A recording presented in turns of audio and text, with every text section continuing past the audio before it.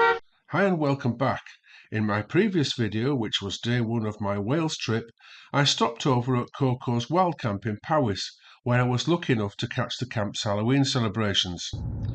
I'm now on day two and back in the car, returning up to North Wales, this time heading up towards the university city of Bangor.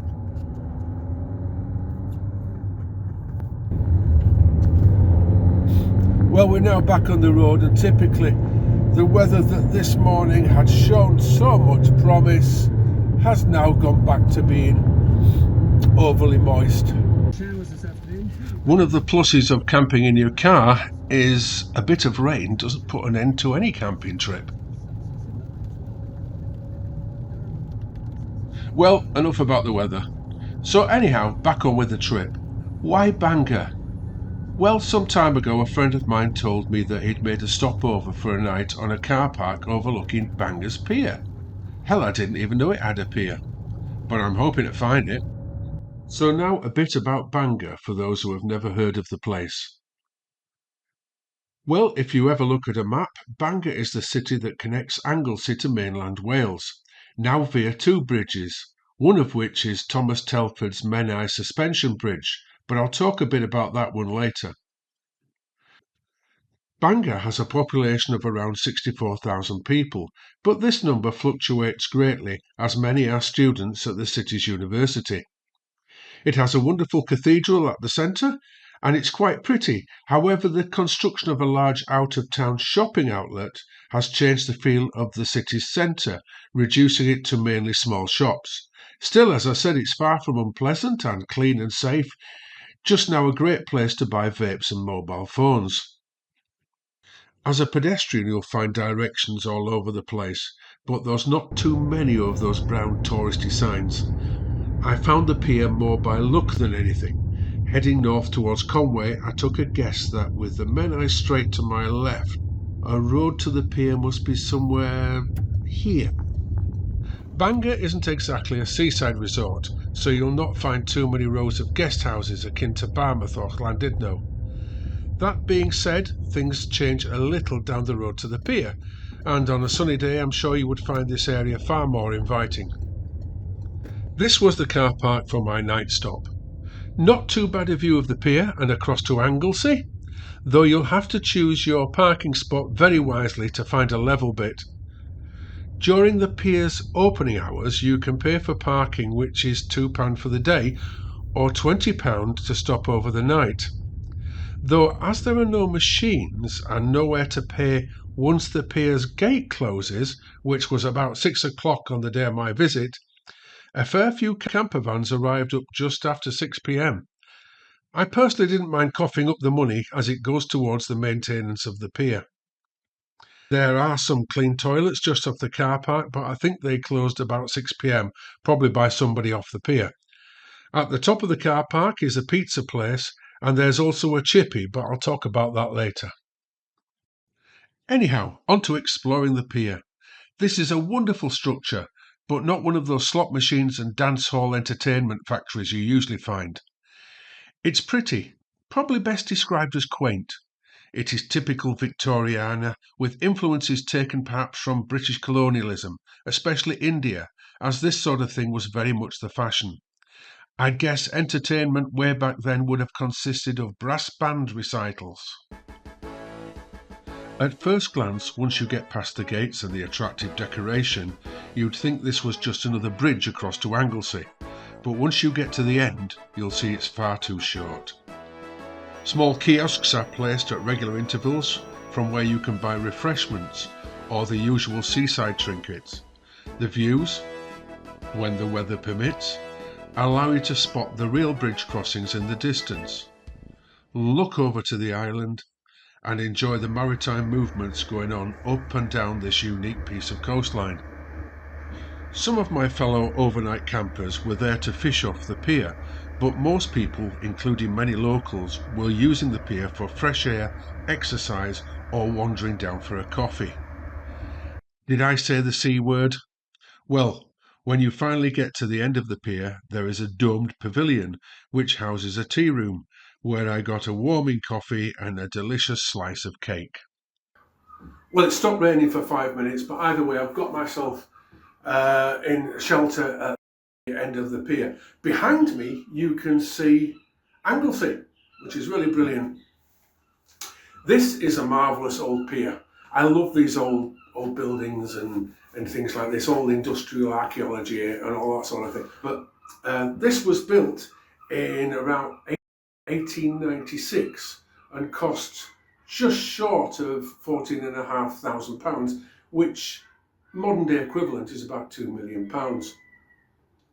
The pier was originally used to allow passengers to embark onto steamers to travel to both Liverpool and Blackpool. There was even a narrow gauge railway laid out to carry the passengers' baggage.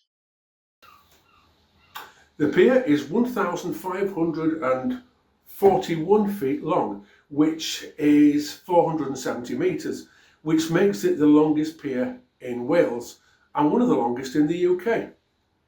Unfortunately, the pier was severely damaged in 1914 when the SS Christiana became unmoored and drifted almost completely through the centre of the structure. Although temporary repairs were made, it wasn't fully repaired until after World War I.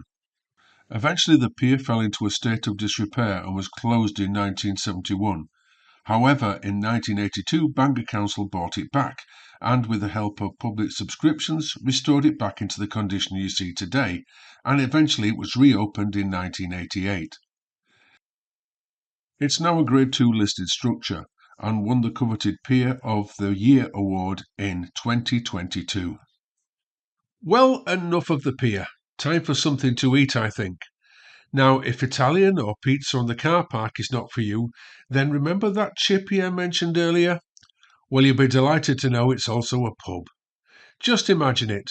After visiting the bar, you stride up to the other end and order your fish and chips. Sheer heaven. After some refreshments, I decided to brave the weather with a short walk, which took me up to Penryn Harbour. I enjoy looking at boats and things.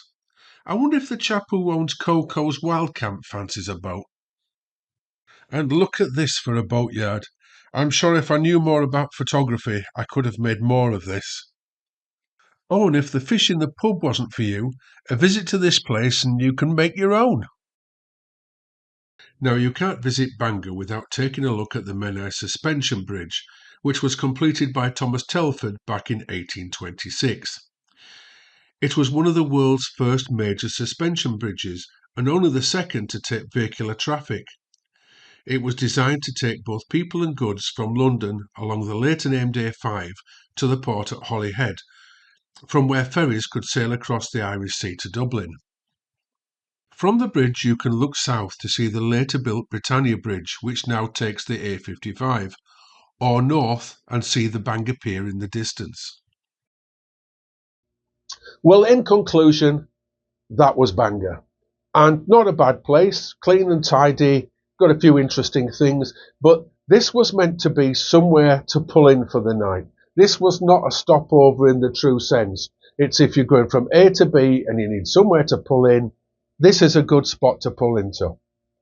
The pier is nice. I love all the history, as you can tell, and I've had a good day here.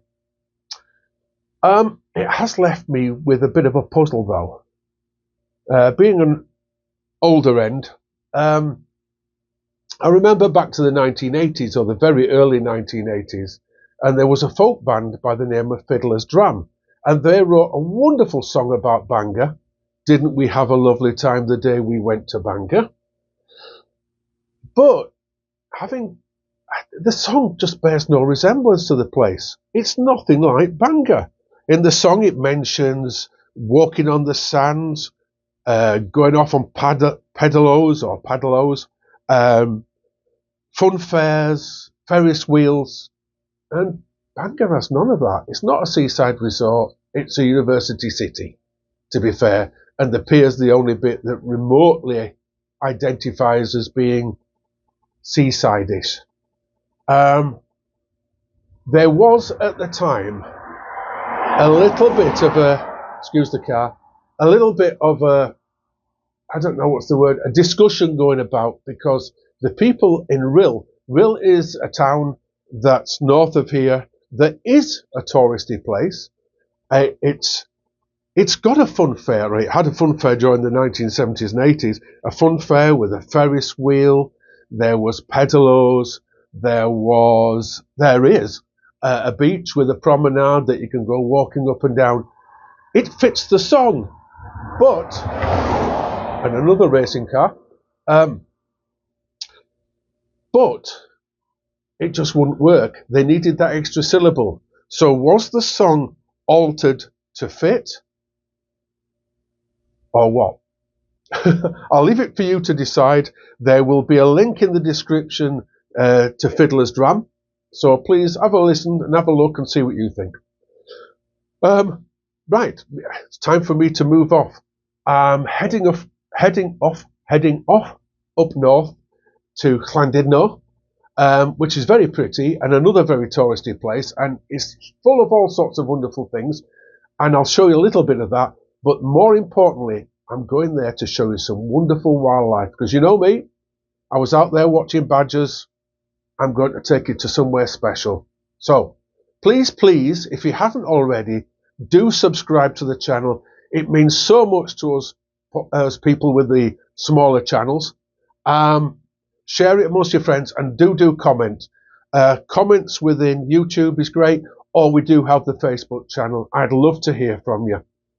Right, that's it. Bye for now. I'll catch you again in another couple of weeks for the next installment of my Wales trip. Bye for now.